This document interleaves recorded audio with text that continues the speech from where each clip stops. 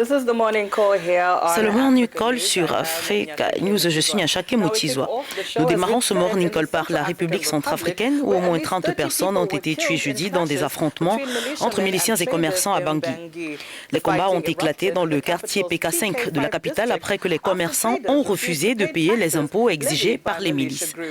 Outre les décès, quelques 40 à 50 magasins du quartier ont été incendiés ainsi que plusieurs maisons et véhicules.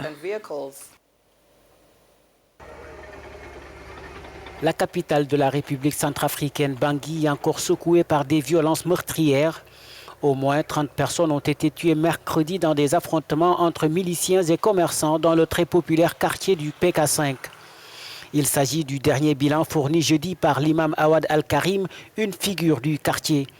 Des chiffres confirmés par une source sécuritaire sous le couvert de l'anonymat, mais pas par la mission onusienne dans le pays, ni par les autorités centrafricaines. Les combats se sont poursuivis mercredi et jeudi encore, des rafales d'armes lourdes et des explosions ont été entendues dans la capitale. Entre 40 et 50 boutiques ainsi que 4 maisons au moins ont été incendiées lors des affrontements d'une rare violence. La MINUSCA a annoncé jeudi avoir dépêché sur place une force de réaction rapide pour tenter de ramener le calme dans la localité qui échappe à son contrôle et à celle des autorités du pays. À l'origine de ces violences, renseigne l'imam Awad Al-Karim, une révolte des commerçants qui ont pris les armes pour s'opposer à une taxation imposée par les groupes d'autodéfense qui règnent dans le quartier.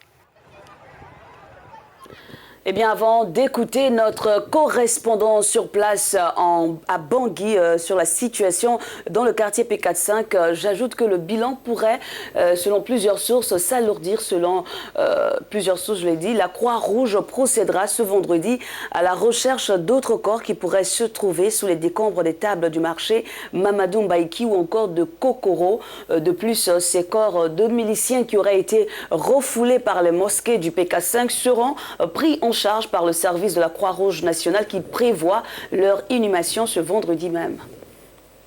Pour en savoir davantage, nous retrouvons notre correspondant Crispin Dembassa qui était depuis Bangui en Centrafrique. Bonjour monsieur. Bonjour monsieur. Bonjour. Alors Crispin, jusqu'à hier encore, on parlait d'affrontements qui se poursuivaient à PK5. Et que peut-on dire de la situation à l'heure actuelle? Oui, alors nous parlons, le calme est revenu dans le PK5 suite aux affrontements sanglants de ces 2 derniers jours entre les commerçants et les groupes d'autodéfense qui ont fait lourde et automatique. Grâce aux soldats de la mission des Nations Unies qui se sont interposés entre les belligérants, les combats ont cessé jeudi en début de journée, laissant la place, vous l'avez dit, à un bilan désastreux. Côté humain, des sources concordantes évoquaient dans la nuit une trentaine de décès. Ce nombre pourrait augmenter puisqu'il y a également eu des dizaines de blessés. Côté matériel, 2 marchés du secteur sont sérieusement endommagés par le feu avec les marchandises. Difficile donc d'évaluer en ce moment le coût de ces pertes. Autant dire que le PK5, qui reprenait progressivement ce statut de poumon économique de la capitale, a fait encore des dizaines de pas en arrière. Crispin, au 2e jour d'affrontement entre les groupes armés rivaux du quartier PK5, quelles sont les premières réactions ou quelles ont été les premières réactions des autorités de Bangui? Dans la journée, le gouvernement a publié un communiqué pour expliquer que cette flambée des violences est due au fait que les groupes d'autodéfense voulaient imposer les prix des marchandises aux commerçants et leur imposer également des taxes. Mais le refus de ces derniers a mis le feu aux poudres.